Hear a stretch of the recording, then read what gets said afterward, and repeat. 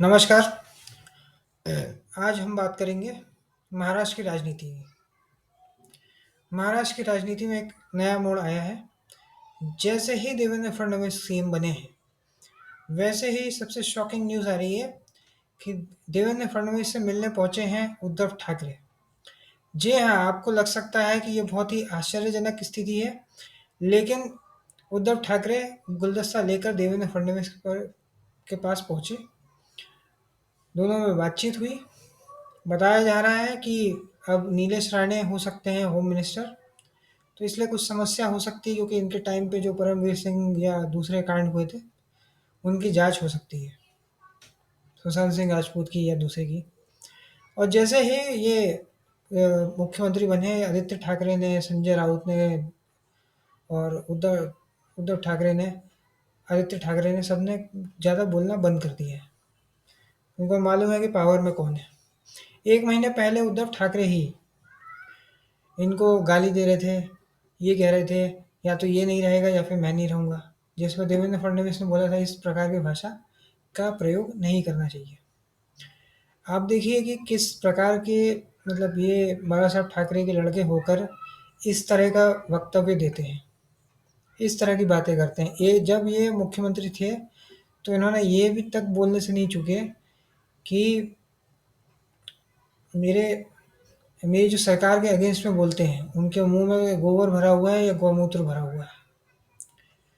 तो आप सोच सकते हैं कि इनमें कितना टैलेंट है, कितनी स्किल्स है, कितना ऑरेटरी स्किल है। और 1 महीने पहले यही गालियाँ दे रहे थे और ये ईवीएम पे भी ब्लेम कर रहे थे, लेकिन जैसे ही सरकार बनी वैसे ही ये सब शांत हो चुका है। और सुनने में आया है कि 20 विधायकों में से 10 विधायक जो मुंबई से हैं, उबाटा के, उद्धव ठाकरे की शिवसेना के, वो छोड़ने के लिए तैयार है। जिस दिन ये नंबर 14 पे पहुंचा, आप समझ लीजिए खेल खत्म है। 14 लोग दल बदल कर लेंगे, क्योंकि दो तिहाई पे दल बदल कानून लगता नहीं है, डिफेक्शन लॉ नहीं लगता है। अभी ऐसे अचानक से कैसे हुआ है? और जो लोग हर चीज़ पे बोलते हैं, शरद पवार हर हर मुद्दे पे बोलते हैं, सीए, एनआरसी, हर चीज़ पे बोलते हैं।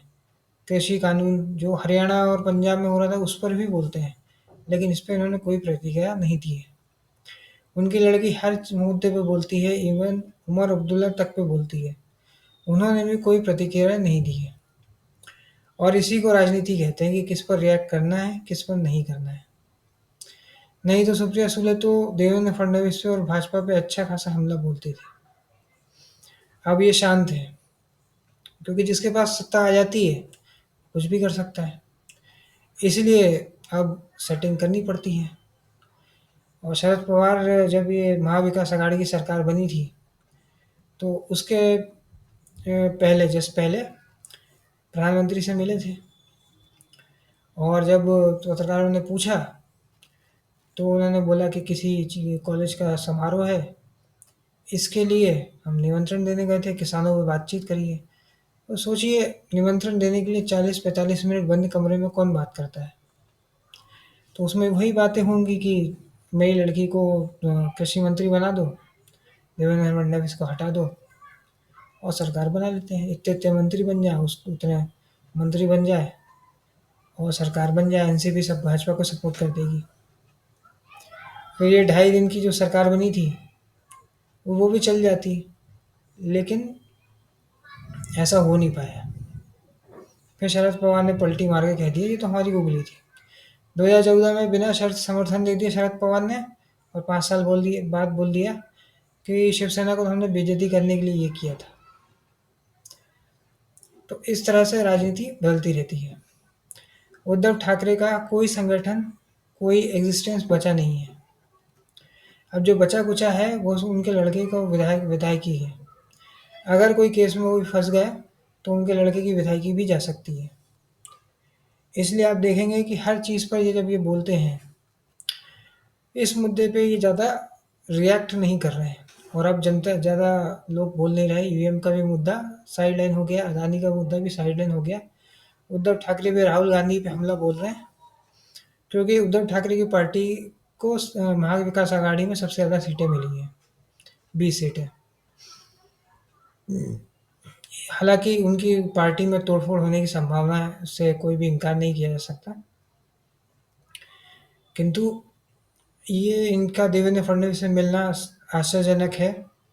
जबकि 2014 में जब देवेंद्र फडणवीस ने शपथ ली थी, तब उद्धव ठाकरे नहीं गए थे, और उस 5 साल की सरकार में हर बार उनको गाली दी जाती थी उद्धव ठाकरे द्वारा। सामना में कैसे-कैसे लेख लिखे हैं, यह बताने की ज़रूरत नहीं है। प्रधानमंत्री के पिताजी तक पे आक्षेप लगाए गए थे सामना के आर्टिकल में, जबकि उसका कोई संबंध भी नहीं है। तो उद्धव ठाकरे, ये मतलब ये ज़रूरी नहीं है कि आप प्रधानमंत्री को सपोर्ट करो, मुख्यमंत्री को सपोर्ट करो, लेकिन एक भाषा का प्रयोग करना पड़ता है आपको। कुछ भी उठाकर आप कहीं पर भी नहीं बोल सकते हो। अगर आप कंपेयर करो बाला साहब ठाकरे से, तो बाला साहब ठाकरे का जो एक ऑरा था, उनको जनता ने वैसे ही एक्सेप्ट कर लिया था। बट वो चीज़ उद्धव ठाकरे के साथ नहीं होती है। उल्टा इनको कुछ बोल, कई बार ऑडिटरी स्किल अच्छी नहीं है, तो कुछ गलत भी बोल देते हैं। जैसे इन्होंने चुनाव से पहले ये भी बोल दिया कि हमारी अगर सरकार आ जाती महाविकास आघाड़ी की, तो हम पुराने जितने भी फैसले हैं उनको हटा देंगे। तो अब ये किसान सम्मान निधि, लड़की लाडली बहना योजना, इनके ऊपर ये आ गया कि ये स्कीम ही बंद कर दी जाएगी, तो जनता ने वोट ही नहीं डाला। और एक समय ये था कि बाला साहब ठाकरे कोई मातोश्री से निकलते किसी से मिलते नहीं थे, भाजपा वालों से मिलते नहीं थे, भाजपा वाले खुद मातोश्री जाते थे।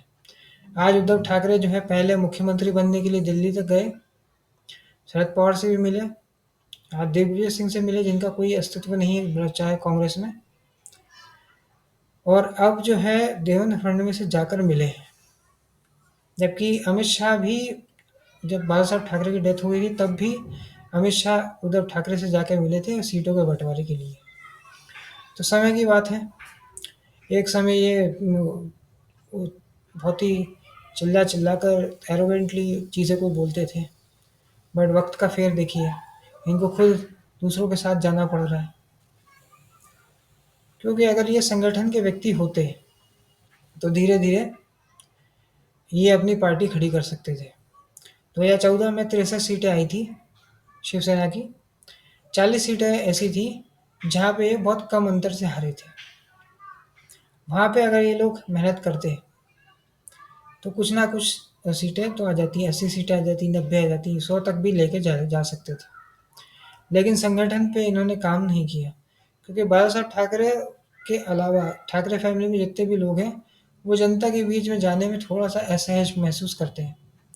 राज ठाकरे भी थोड़ा सा कंफर्टेबल है लोगों के बीच में, लेकिन बाकी जो लोग हैं वो जनता के बीच में उतना जा नहीं पाते, सहज रूप से नहीं बात कर पाते।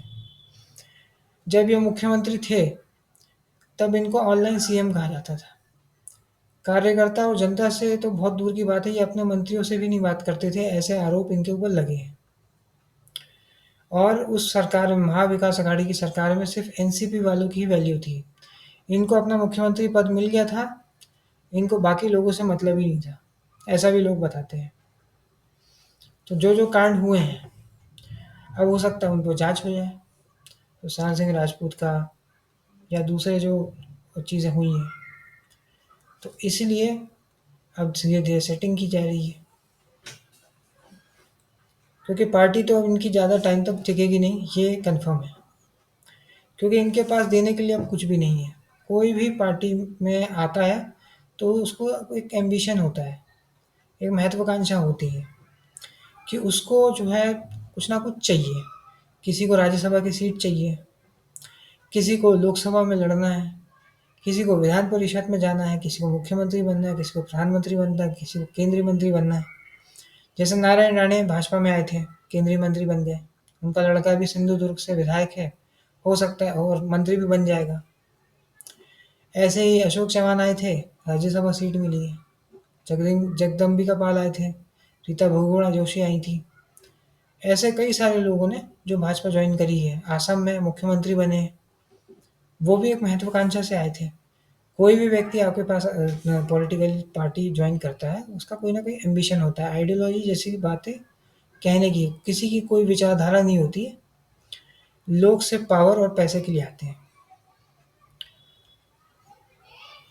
और पावर और आप उद्धव ठाकरे के पास देने के लिए कुछ भी नहीं है, तो लोगों को अब वो उनके साथ रहेंगे क्यों? जिस दिन 2/3 विधायक मान गए कि उनको एकनाथ शिंदे के पास या बीजेपी के साथ जाना है, तो ये पार्टी पूरी तरह से बिखर जाएगी, कुछ बचेगा नहीं। और इनके जो सलाहकार हैं या जो इनकी प्रवक्ता हैं जो आई थी कांग्रेस से, वो तो राज्यसभा का टेन्योर पूरा हो जाएगा, फिर दूसरी पार्टी में चले जाएंगी। तो राजनीति ऐसी ही विचित्र चीज़ है, जहाँ जिसका मतलब निकलता है लोग उसमें पहुँच जाते हैं। अगर मान लीजिए कि देवेंद्र फडणवीस सीएम नहीं बनते, तो फिर उद्धव ठाकरे भी कभी भी ऐसे फूलों का गुलदस्ता देने नहीं जाते। अब इनके पास पावर है, तो कल को ये जहाज भी बिठा सकते हैं। हालांकि आरएसएस के लोग जो है हीन भावना से ग्रसित होते हैं, उन्हें फ़ोटो खिंचवाने का शौक रहता है, जैसा कि आपने देखा होगा। इतना ज़्यादा ये स्ट्रगल कर चुके होते हैं कि इनके साथ कोई फ़ोटो खिंचवा रहा है उसी में खुश हो जाते हैं। तो ये कोई कार्रवाई करेंगे पुराने किसी घोटाले पे, उसमें तो मुझे भी डाउट है, ये कुछ नहीं करेंगे। नेशनल हेराल्ड केस में कुछ नहीं हुआ है, ब्रिजेस गिरे, उस पर कोई कार्रवाई नहीं हुई, ट्रेन पलट गई, उस पर कोई कार्रवाई नहीं हुई, और जो CWG 2G और जो प्रधानमंत्री जीजा जी के बारे में बात करते थे, उसके बारे में भी कुछ नहीं हुआ है। तो आप समझ सकते हैं, जब घोटाले पे कोई कार्रवाई नहीं हुई है, तो आगे भी नहीं होगी। तो इस तरह से चीज़ें चलती रहेंगी, एक सेटिंग रहेगी कि मैं तो तेरी खुजा हूँ, तू मेरी खुजा। आज के इस वीडियो में इतना ही। अगर ये वीडियो आपको पसंद आए तो वीडियो को लाइक करें, शेयर करें और चैनल को सब्सक्राइब करें। धन्यवाद।